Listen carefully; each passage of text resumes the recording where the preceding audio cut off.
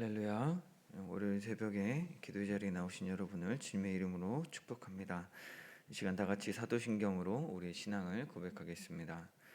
전능하사 천지를 만드신 하나님 아버지를 내가 믿사오며 그 외아들 우리 주 예수 그리스도를 믿사오니 이는 성령으로 잉태하사 동정녀 마리아에게 나시고 본디오 빌라도에게 고난을 받으사 십자가에 못 박혀 죽으시고 장사한 지 사흘 만에 죽은 자 가운데서 다시 살아나시며 하늘에 오르사 전능하신 하나님 우편에 앉아 계시다가 저리로서 산자와 죽은 자를 심판하러 오시리라. 성령을 믿사오며 거룩한 공예와 성도가 서로 교통하는 것과 죄를 사하여 주시는 것과 몸이 다시 사는 것과 영원히 사는 것을 믿사옵나이다. 아멘. 이 시간 찬송가 322장 세상이 헛된 신을 버리고 하나님의 이름 높여 기리세 찬양하며 주 앞에 나가겠습니다.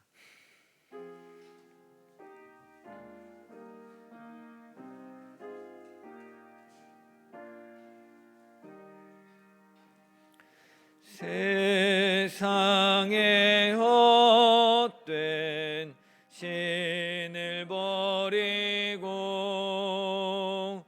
하나님 이름 높여 기리세 온 천하 백성 모두 나와서 다같이 하나님만 섬기세 세상에 헛된 의상 버리고 인간의 모든 불기 영화와 거짓과 불을 모두 버리고 온전히 하나님만 섬기세 주님의 백성 서로 애하려 시기와 미움 아주 버리고 하나님만을 홀로 섬기는 천국을 어서 이루어 주소서. 아멘. 사랑하는 주님, 이른 새벽 주님 앞에 나와서 하루를 시작합니다. 주님 은혜를 베풀어 주옵소서. 주님 말씀 읽을 때, 주님 말씀 상고할 때 깨닫게 하시고 우리가 오늘 주 앞에 정직하게 행하며 온전히 행하는 복된 날 되게 하여 주옵소서. 예수님의 이름으로 기도드립니다. 아멘. 오늘 함께 나눌 말씀은 역대하 25장 말씀입니다. 역대하 25장 말씀을 다 함께 봉독하겠습니다.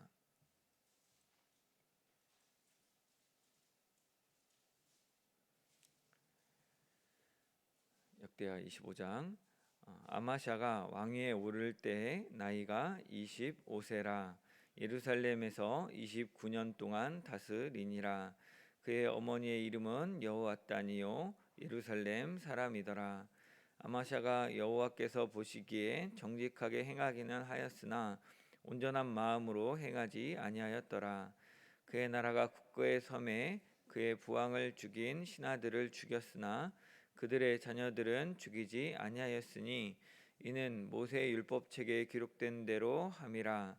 곧 여호와께서 명령하여 이르시기를 자녀로 말미암아 아버지를 죽이지 말 것이요 아버지로 말미암아 자녀를 죽이지 말 것이라. 오직 각 사람은 자기의 죄로 말미암아 죽을 것이니라. 하셨더라.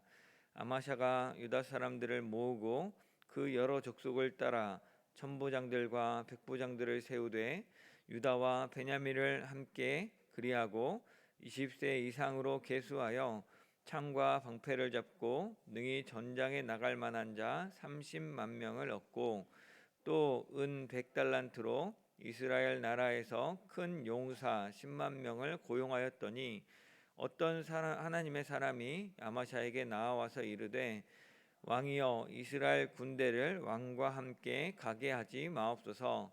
여호와께서는 이스라엘 곧 온 에브라임 자손과 함께 하지 아니하시나니 왕이 만일 가시거든 힘써 싸우소서. 하나님이 왕을 적군 앞에 엎드러지게 하시리이다. 하나님은 능히 돕기도 하시고 능히 패하게도 하시나이다 하니 아마샤가 하나님의 사람에게 이르되 내가 100달란트를 이스라엘 군대에게 주었으니 어찌할까? 하나님의 사람이 말하되 여호와께서 능히 이보다 많은 것을 왕에게 주실 수 있나이다 하니라. 아마샤가 이에 에브라임에서 자기에게 온 군대를 나누어 그들의 고향으로 돌아가게 하였더니 그 무리가 유다 사람에게 심히 노하여 분연히 고향으로 돌아갔더라. 아마샤가 담력을 내어 그의 백성을 거느리고 소금 골짜기에 이르러 세일 자손 10,000명을 죽이고 유다 자손이 또 10,000명을 사로잡아 가지고 바위 꼭대기에 올라가서 거기서 밀쳐 내려뜨려서 그들의 온몸이 부서지게 하였더라. 아마샤가 자기와 함께 전장에 나가지 못하게 하고 돌려보낸 군사들이 사마리아에서부터 베드론까지 유다 성읍들을 약탈하고 사람 3,000명을 죽이고 물건을 많이 노락하였더라. 아마샤가 에돔 사람들을 죽이고 돌아올 때에 세일 자손의 신들을 가져와서 자기의 신으로 세우고 그것들 앞에 경배하며 분향한지라. 그러므로 여호와께서 아마샤에게 진노하사 한 선지자를 그에게 보내시니 그가 이르되 저 백성의 신들이 그들의 백성을 왕의 손에서 능히 구원하지 못하였거늘 왕은 어찌하여 그 신들에게 구하나이까 하며 선지자가 아직 그에게 말할 때 왕이 그에게 이르되 우리가 너를 왕의 모사로 삼았느냐 그치라 어찌하여 맞으려 하느냐 하니 선지자가 그치며 이르되 왕이 이 일을 행하고 나의 경고를 듣지 아니하니 하나님이 왕을 멸하시기로 작정하신 줄 아노라 하였더라. 유다 왕 아마샤가 상의하고 예후의 손자 여호아스의 아들 이스라엘 왕 요아스에게 사신을 보내어 이르되 오라 서로 대면하자 한지라. 이스라엘 왕 요아스가 유다 왕 아마샤에게 사람을 보내어 이르되 레바논 가시나무가 레바논 백향목에게 전가를 보내어 이르기를 내 딸을 내 아들에게 주어 아내로 삼게 하라 하였더니 레바논 들짐승이 지나다가 그 가시나무를 짓밟았느니라. 내가 에돔 사람들을 쳤다고 내 마음이 교만하여 자긍하는도다. 내 궁에나 있으라. 어찌하여 화를 자초하여 너와 유다가 함께 망하고자 하느냐 하나 아마샤가 듣지 아니하였으니 이는 하나님께로 말미암은 것이라.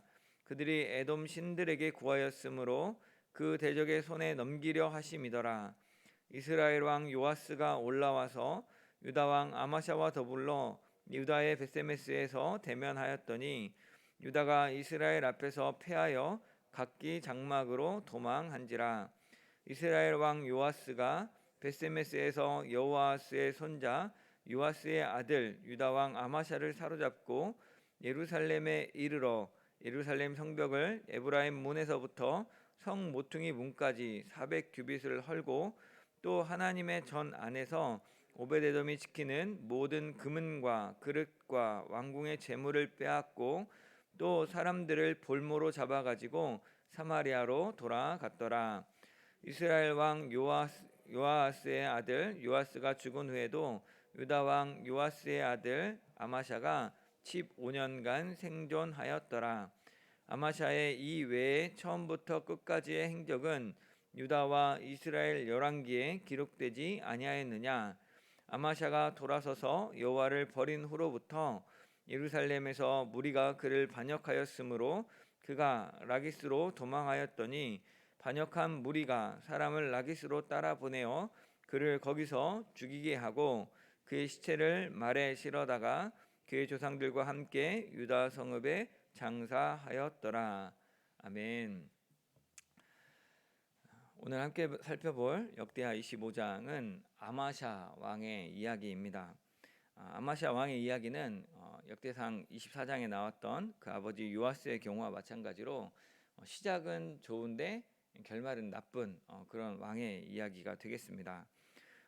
이 이야기는 오늘 본문에 나왔던 그 두 번의 전쟁의 이야기, 또 두 번의 선지자를 대하는 태도에서 그 좋은 시작과 나쁜 결말의 모습을 보여준다고 할 수 있습니다. 오늘 본문 25장을 크게 두 부분으로 나누자면 1절부터 13절까지는 아마샤 왕의 순종의 모습, 그리고 그에 따른 하나님이 주시는 복과 승리를 보여줍니다. 그리고 14절부터 그 하반절까지는 14절 그 이후의 내용들은 아마샤 왕이 의외로 우상을 숭배하고 또 선지자의 말을 듣지 않으므로 교만히 행하다가 어떻게 망하게 되고 또 그 노년에 어떻게 폐위가 되는지를 보여줍니다. 먼저 1절에 보면 아마샤는 25살에 왕이 되었다고 하고 29년간 다스렸다고 합니다. 2절에서 그의 행적을 한 줄로 요약하기는 이렇게 말하죠. 아마샤가 여호와께서 보시기에 정직하게 행하기는 하였으나 온전한 마음으로 행하지 아니하였더라. 먼저 그가 여호와께서 보시기에 정직하게 행한 것들을 크게 두 가지 사건으로 알 수 있습니다. 먼저 3절과 4절에 보면 그 아마샤의 통치가 안정을 찾고 나자 그 다음에 한 일은 그의 아버지 요아스에 대한 반역했던 그 아버지 요아스를 죽였던 반란했던 신하들을 잡아서 처형하는 것이었습니다. 하지만 이 복수를 함에 있어서 4절에 보면 그 신하들은 반란했던 사람들은 처벌을 했지만 그 자녀들은 죽이지 아니하였다라고 합니다. 우리가 보통 알고 있기로 역적은 3족을 멸하게 되어 있죠. 왜냐하면 그들이 또 다시 반란을 하려고 할까봐 그것들을 멸하는 것으로 압니다. 근데 여기서는 아마샤 왕은 자기 아버지 요아스 왕에 대해 반란했던 그 신하들만 죽이고 자녀들은 책임을 추궁하지 않았다. 그 이유가 무엇이냐면 그 다음 절에 나오기를 여호와의 율법 때문인데 자녀로 말미암아 아버지를 죽이지 말고 또 아버지로 말미암아 자녀를 죽이지 말라. 오직 각 사람은 자기의 죄로 말미암아 죽을 것이니라라고 율법이 말하고 있기 때문에 그 율법 그 말씀대로 그대로 죄를 지은 당사자에게만 책임을 물었다는 것이죠. 그래서 자기 아버지의 원수를 갚기는 하지만 그렇다고 그 반역의 일을 하지 않은 후손들까지 함께 징계하지 않으므로 상당한 인내심과 절제력을 보여준 게 아닌가 싶습니다. 또 다른 사건은 5절부터 10절에 나온 용병 사건을 들 수 있습니다. 5절에 보면 아마샤는 자기 백성 유다 사람들 중에서 천부장, 백부장을 세웠습니다. 그래서 유다와 베냐민 지파에서 20세 이상으로 창과 방패를 잡고 능히 전쟁에 나갈 만한 자를 30만 명을 군대로 소집했습니다. 그리고 나서 6절에서 이스라엘 용병 10만 명을 은 100달란트를 주기로 하고 또 고용했다는 사실을 알 수 있습니다. 지금 우리나라가 가지고 있는 국방력의 3분의 1 정도를 외부의 세력으로 보충한 것이죠. 이에 대해 하나님의 사람 선지자가 와서 아마샤 왕에게 이스라엘 군대와 함께하면 안 된다라고 이야기합니다. 7절 하반절에 보면 여호와께서는 이스라엘 곧 온 에브라임 자손과 함께하지 아니하신다라고 하고 8절에서 왕이 만일 가거든 갈 거면 힘써 싸워 보십시오. 하나님이 왕을 적군 앞에 엎드러지게 할 것입니다. 이스라엘 군대 데리고 가면 하나님 기뻐하지 않기 때문에 나가서 아무리 애를 써보십시오. 분명히 망할 겁니다. 라고 경고를 한 겁니다. 그리고 그 뒤에 하나님은 능히 돕기도 하시고 능히 패하게도 하십니다. 이 전쟁의 승패가 이스라엘 군대의 용병 10만 명을 있고 없고가 아니라 하나님이 이기게 하시느냐 하나님이 지게 하시느냐에 그 손에 달려있다라고 말하는 것이죠. 그러자 아마샤 왕이 9절에서 이렇게 말하죠. 내가 100달란트를 이스라엘 군대에게 주었으니 어찌할까? 그래 하나님 의지하는 거 좋고 이걸 하나님 믿고 내가 가보겠다. 근데 이미 100달란트를 지급하기로 했는데 이건 아까워서 어떻게 하냐라고 하니까 하나님의 사람이 이렇게 답을 하죠. 여호와께서 능히 이보다 많은 것을 왕에게 주실 수 있나이다. 100달란트 많아 보이지만 그것보다 더 큰 건 하나님이 주실 수 있습니다. 아까워하지 말고 포기하십시오라고 결단을 요구한 겁니다. 그러자 10절에서 아마샤 왕은 북이스라엘 에브라임에서 왔던 용병들을 돌려 보냈습니다. 이렇게 단순히 말씀에 은혜 받고 또 하나님께 어떤 믿음의 소망을 두고 그런 차원을 그냥 머릿속으로 마음속으로만 한 게 아니라 실질적으로 자기가 투자했던, 자기 약속했던 왕으로서 했던 왕의 말과 또 그 투자했던 100달란트의 돈을 기꺼이 다 내려놓고 하나님의 뜻에 순종하고자 했던 것이죠. 그 뒤에 11절과 12절에 보면 아마샤는 이스라엘 용병들 없이도 전쟁에 나가서 승리를 거두었음을 보여줍니다. 하나님의 사람을 통해서 하나님의 뜻을 듣고 또 묻고 답하면서 그 과정에서 하나님 말씀에 어떻게 순종할지를 길을 찾은 다음에는 믿음으로 도전하여서 승리한 것이죠. 이 두 가지 사건, 아버지에게 반영했던 신하들을 처리한 게 있어서 그 당사자만 처벌한 것과 또 그 다음에 용병을 의지하려던 그 태도를 돌이켜서 하나님을 신뢰하고 자기의 약속과 자기의 말과 또 자기가 탔던 돈을 다 포기하고 정말 하나님만 의지하고 나갔을 때 하나님이 주시는 승리를 경험했다라는 것이죠. 이런 모습이 아까 2절 상반절에서 말하는 여호와께서 보시기에 정직하게 행한 모습이 이런 모습이 아닐까 싶습니다. 하지만 그 뒤에 보면 아마샤에게서 정직히는 행하기는 하였으나라고 반대로 온전히 행하지는 못했다라고 하는 그 약한 모습들이 또 드러납니다. 먼저 그 상황들을 보면 10절 하반절에서 아마샤가 용병들을 돌려보내자 용병들이 화를 냈습니다. 오라고 할 때는 언제고 왜 또 우리가 뭐 싸움을 못한 것도 아니고 싸움을 나간 것도 아닌데 왜 와서 시작하기도 전에 하지 말라고 하느냐 화를 냈겠죠. 노하여서 화내며 돌아갔다고 합니다. 그리고 그 11, 12절은 전쟁에 승리한 얘기를 하고 있지만 13절에 그 용병들을 돌려보내므로 인해서 생긴 나쁜 일들이 기록이 되어 있습니다. 13절에 보면 그들이 돌아가는 길에 유다 성읍들을 약탈했습니다. 그리고 3,000명을 죽이고 물건들을 노력했다라고 합니다. 그들이 화가 나서 100달란트로는 성에 차지 않아서 더 약탈을 했는지 아니면 그 당시의 용병들은 사실은 전쟁에 나가면 약탈을 할 수 있는 권한을 양도하는 방식으로 용병을 고용했다고 하는데 그런 소득이 없어가지고 그 약탈을 자기의 얻을 소득을 위해서 유다 성읍을 대신해서 치면서 약탈한 게 아닌가 싶기도 합니다. 어쨌거나 그 이스라엘 용병들은 유다 성읍들의 해코지를 했고 사람도 죽었습니다. 그 이후에 14절의 모습을 보면 아마샤는 승리를 하고 돌아오는 아까 11, 12절에 승리하고 돌아오면서 이상한 일을 합니다. 에돔 사람 세일 자손 에서의 후예들이죠. 그 땅에서 전쟁하고 승리하고 돌아오는데 그 세일 자손들의 신도 아니고 신들입니다. 여러 가지 잡신들을 우상들을 가지고 와서 자기의 신으로 세웠다라고 이야기합니다. 그리고 그것들 앞에 경배하며 분향했습니다. 승리를 했으면 하나님이 하라는 말씀대로 믿음으로 나가 승리했으면 감사를 마땅히 하나님께 해야 될 것 같은데 오히려 우상을 섬기는 어처구니 없는 모습을 보여주고 있는 것입니다. 하나님은 이에 대해서 즉각적으로 진노하셨습니다. 그리고 한 선지자를 아마샤에게 다시 보내셨습니다. 15절에서 하나님께로부터 보냄받은 선지자가 아마샤에게 묻습니다. 저 백성 세일 사람들의 신들이 그들의 백성을 왕의 손에서 능히 구원하지 못하였거늘 왕은 어찌하여 그 신들에게 구하나이까? 무슨 말이냐면 에돔 사람들과 왕이 직접 전쟁을 해서 왕이 그 사람들 이기지 않았느냐. 에돔 사람의 신들이 자기의 백성의 에돔 사람들을 전쟁에서 지도로 내버려 뒀는데 왜 도대체 그 전쟁에서 진 신을 또 섬기겠다고 하는 겁니까? 말이 안 되지 않습니까? 전쟁에 이기게 하신 하나님을 찾지 않는 것뿐만 아니라 정작 그 전쟁을 망하게 했던 그 신들을 왜 섬기고 있는 겁니까? 라고 묻는 겁니다. 이에 대해 16절에서 아마샤 왕은 선지자가 더 이상 말을 못하도록 막습니다.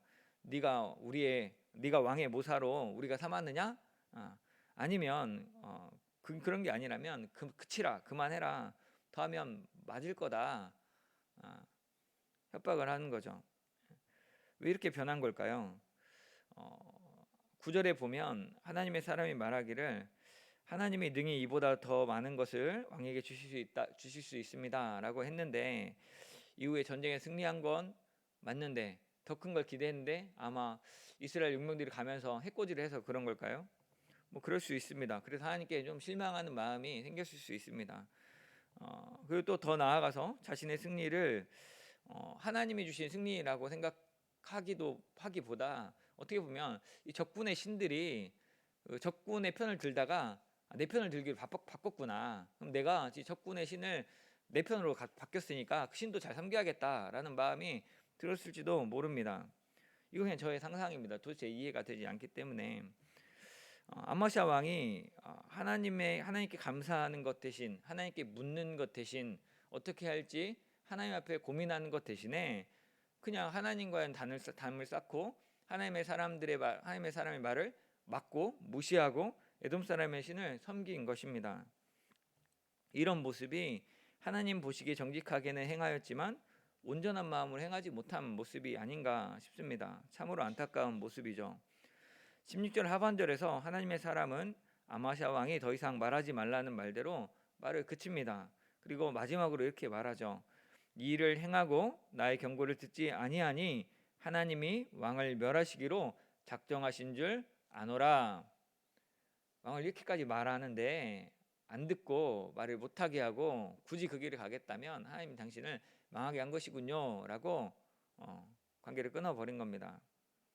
참으로 안타까운 일입니다. 17절부터 24절에 보면 그 안타까움이 드러난 첫 번째 사건이 나옵니다. 유다 왕 아마샤가 북이스라엘 왕인 요아스에게 전쟁을 거는 겁니다.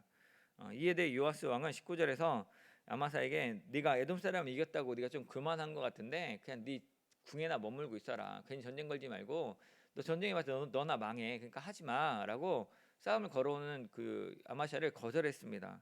근데 아마샤 왕은 그 말을 듣지 않죠. 그리고 유다 베세메스에서 전쟁을 벌입니다. 그래서 22절, 23절에 말하는 것처럼 유다가 이스라엘 앞에서 패하여 도망갔고 이스라엘 왕 요아스가 아마샤 왕을 사로잡게 됩니다. 그리고 예루살렘까지 들어와 정복을 하고 예루살렘 성벽을 허물고 또 성전에서 모든 금과 은 또 그릇과 왕궁 재물을 빼앗고 추가로 사람들을 볼모로 잡아가지고 돌아갔습니다.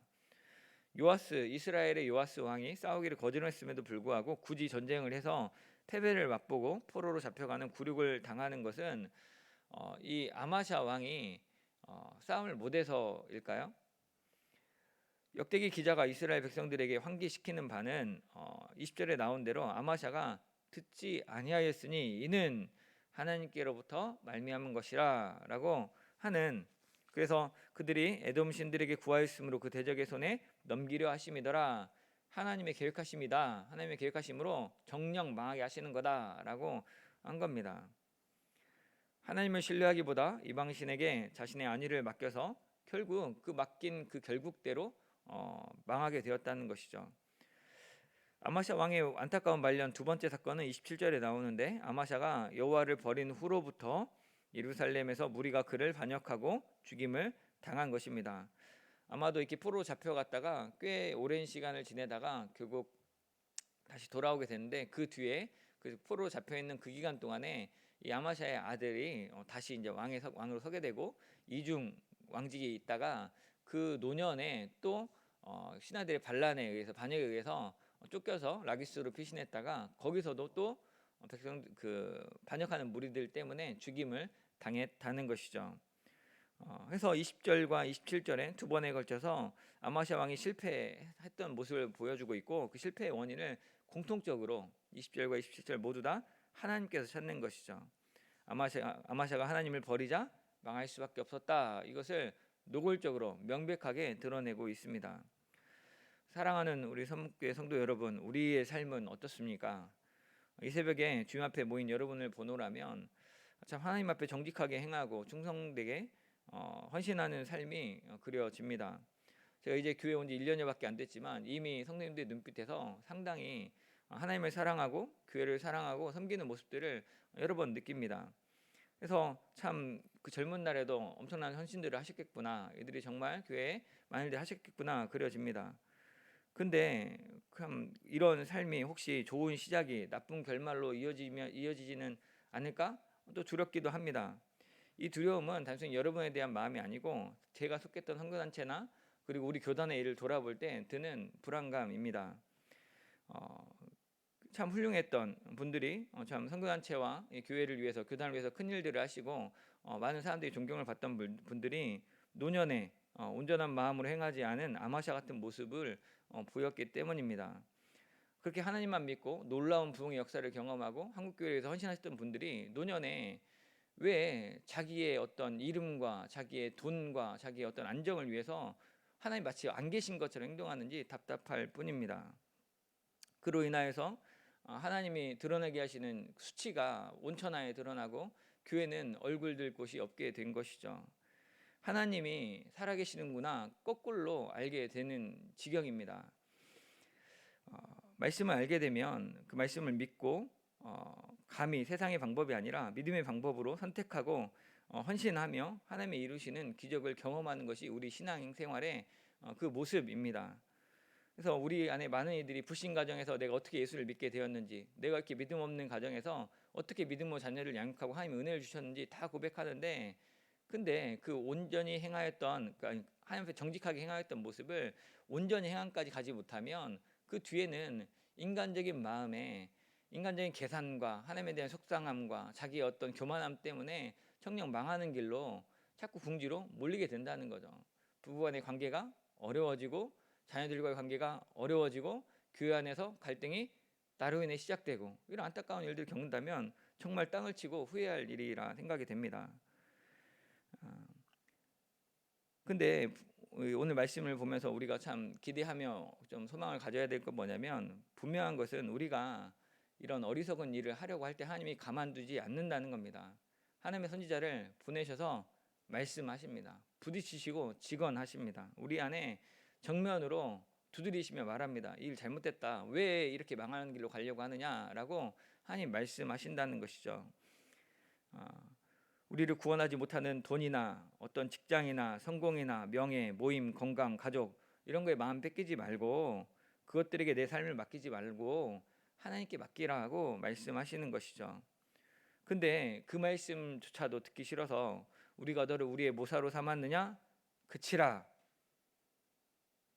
이렇게 말하면, 그렇게 완악해지면 어쩔 수 없이 망하는 거죠. 기도의 자리에 나오는 것이 귀찮아질지도 모르겠습니다. 말씀을 대한 사모함이 사라지는 것이 이런 징조이겠죠. 내가 더 이상 하나님의 말씀은 필요하지 않고 함께 기도하고 싶은 마음들이 서글어든다면 당연히 육신적 피곤함이 있고 또 많은 할 일들이 있겠지만 그 일들이 더 앞서서 우리가 하나님 앞에 나오는 것들을 막고 하나님 말씀에 관심을 쏟는 것들을 멀어지게 한다면 그 부분이 위험한 사인이라는 겁니다. 그렇게 되면 그치라 하고 망하게 되는 것이죠. 남편과 아내가 서로 사랑하는 것은 결혼하는 순간만 사랑하는 게 아닙니다. 자녀를 낳을 때까지만 하고 자식들 장가 보낼 때까지만 사랑하는 게 아닙니다. 그러면 그런 가정은 불행한 건 자명한 일입니다. 사실 행복한 가정은 날이 갈수록 세월이 갈수록 서로 더욱더 사랑하는 가정입니다. 그것이 행복의 비결입니다. 내가 사랑해야지 각오해서 그렇게 하는 게 아니라 하나님이 하나님에게 하신 그 섭리를 바라보고 믿음으로 순종할 때 하나님이 주신 귀한 돕는 배필로서의 나의 모습을 깨닫게 되고 그 사랑을 알게 되는 것이죠. 점점 사랑이 깊어지는 겁니다. 이 교회에서 이 신앙생활도 마찬가지입니다. 우리가 하나님을 사랑하기를, 내가 어떤 기적을 경험하는 순간이나 내가 환난을 당하는 사망의 음침한 골짜기를 지나는 그 순간만에 하나님을 사랑하는 것이 아니라 내 평생에 날마다 한 걸음 한 걸음 더 하나님께로 빠져들어야 되는 겁니다. 그래서 은혜가 감격이 되고 말씀을 읽을 때마다 눈물이 흐르고 기도가 끊이지 않는 삶이 사실 우리가 가야 되는 행복한 신앙생활, 성공적인, 정말 이 세상의 모든 사람들에게 이게 참 복음이다라고 말할 만한 성도의 생활이라는 것이죠. 우리가 너를 우리의 모사로 삼았느냐? 그치라 하면 망하는 겁니다. 그럼 불행해지는 겁니다.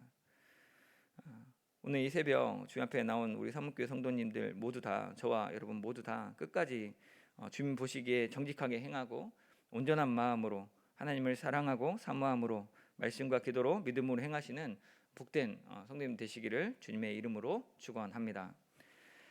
사랑하는 주님, 여호와께서 보시기에 정직하게 행하기는 하였으나 온전한 마음으로 행하지 아니했던 아마샤 왕을 살펴보았습니다. 하나님의 말씀대로 행하며 사사로이 원수를 갚지 않고 하나님이 능히 이보다 은 100달란트보다 많은 것을 주실 수 있음을 믿고 담력을 내어서 전쟁에 임하는 삶을 살았던 멋진 모습을 봅니다. 또한 그럼에도 불구하고 그렇게 승리한 뒤에도 오히려 어리석게 우상을 섬기고 또 교만히 행하며 정녕 망한 길로 스스로를 몰아가는 안타까운 모습도 봅니다. 주여, 우리로 이런 어리석은 삶 살지 않게 하여 주옵소서. 우리로 하나님 보시기에 정직히 행하게 하시고 끝까지 온전한 마음으로 행하게 하여 주옵소서.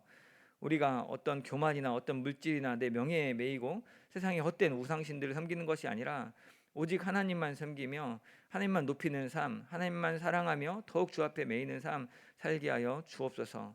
오직 주님만 섬기게 하여 주옵소서. 예수님의 이름으로 기도드립니다. 아멘.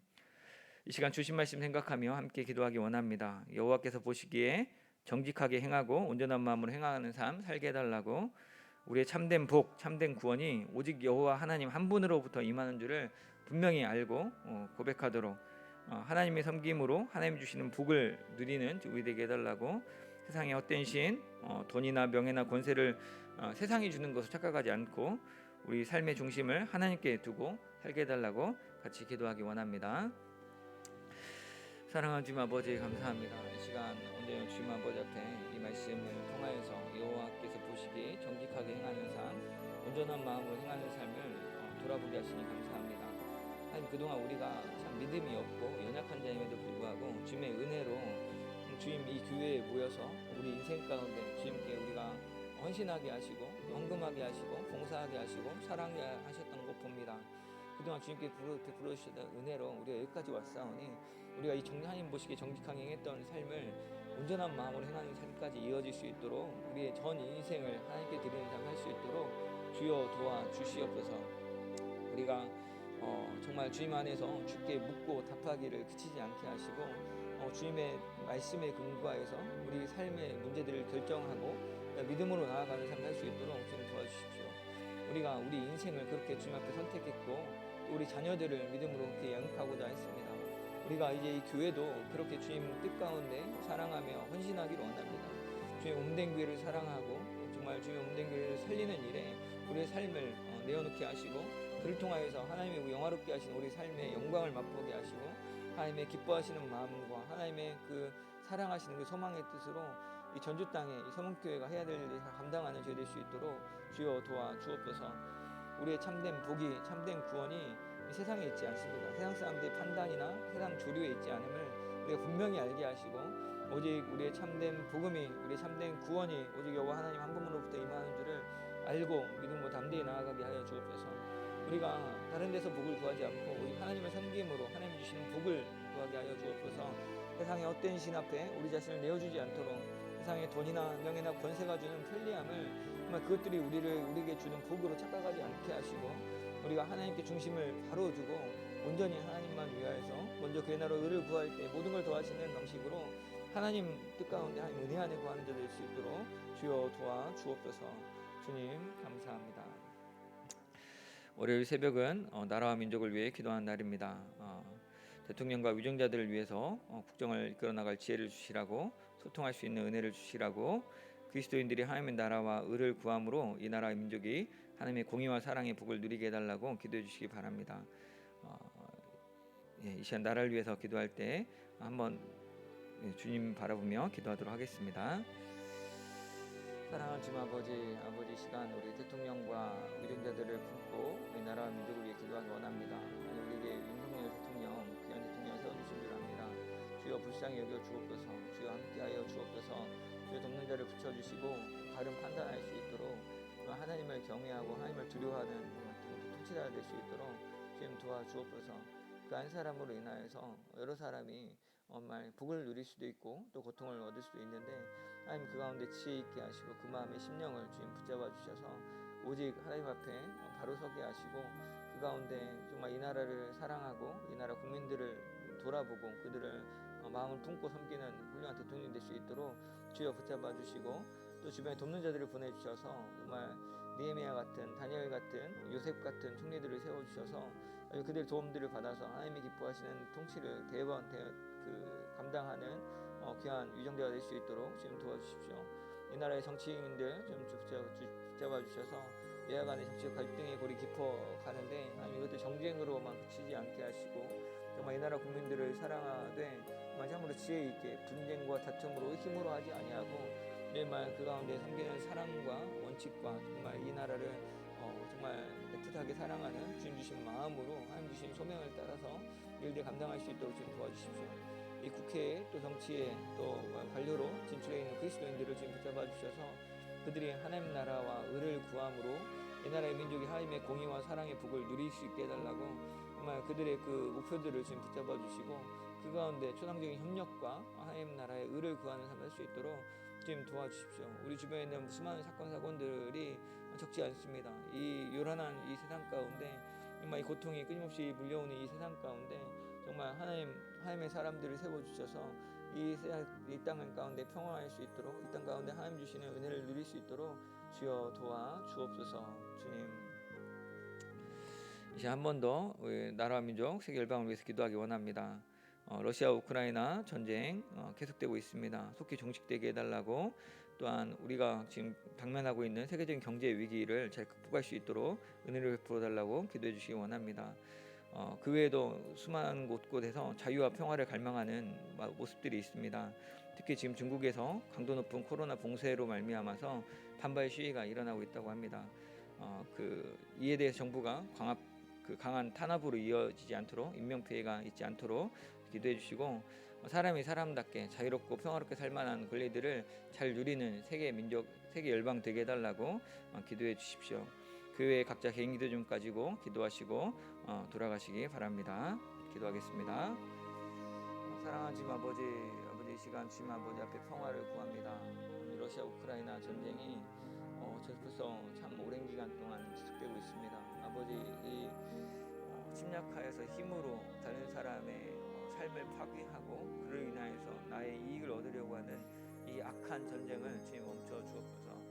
우리가 사람을 죽이고 또 사람을 위협함으로 힘으로 강제하며 약탈하는 이 비인간적인 일들을 그치게 하시고 우리가 주님이 주신 은혜 안에서 하나님 주신 섭리 안에서 서로가 서로를 사랑하고 돌보고 섬김으로 함께 평화할 수 있는 지혜를 허락하여 주옵소서. 하나님 아버지 세계적인 이 경제적인 어려움이 함께 더불어 오고 있습니다. 코로나 질병 이후에 또한 러시아 우크라이나 전쟁을 통하여서 많은 위험 요소들 때문에 참 어려움을 겪고 있는데 하나님 이 가운데 우리가 이 어려움의 때를 잘 지나갈 수 있도록 주여 도와주옵소서. 아버지 정말 이 자유와 평화를 갈망하는 전 세계 열방을 주님 붙잡아 주옵소서. 주님의 은혜를 베풀어 주옵소서. 아버지 정말 이 월드컵이 치루어지고 있고 또 그 가운데 수많은 사람들이 자유롭게 활동하는 것을 보고 중국 안에 많은 이들이 어려움을 호소하고 정말 그것 때문에 있었던 이 봉쇄 때문에 있었던 피해들에 대해서 분노하고 있습니다. 하나님 그들이 이 단순히 봉쇄령 해제만이 아니라 정말 시진핑 물러가는 문제까지도 이렇게 주장하고 있는데 하나님 그들의 그 시위 가운데 주님 정말 평화와 안전을 위한 또 자유를 갈망하는 그 마음들 오늘 정말 잘 안전하게 그것들 잘 표현하고 그것들이 잘 조정될 수 있도록 지금 도와주십시오. 정말 사람의 자유를 억압하는 것이 정말 그들의 안전을 위한 것이 어떤 균형을 이뤄야 할지 참으로 어려운 문제입니다. 하지만 정말 이 일들 때문에 어떤 힘으로 다시 한번 이들을 억압하지 아니하도록 인명피해가 발생하지 않도록 지금 붙잡아 주시고 그 가운데 참된 지혜로 대화로 협력으로 정말 평화의 일을 이뤄낼 수 있도록 지금 도와주십시오. 그 안에 있는 그리스도인들이 애매히 고난받지 아니하도록 지켜주시고 아버지만 또한 평화와 자유에 향한 이 갈망들이 우리가 함께 영원함으로 함께 이룰 수 있도록 지금 도와주십시오. 우리의 자유가 또 우리의 평화를 깨지 않게 하시고 우리의 평화가 우리의 자유를 억압하지 아니하도록 주님 지혜를 주셔서 이 가운데 하나님의 사람들이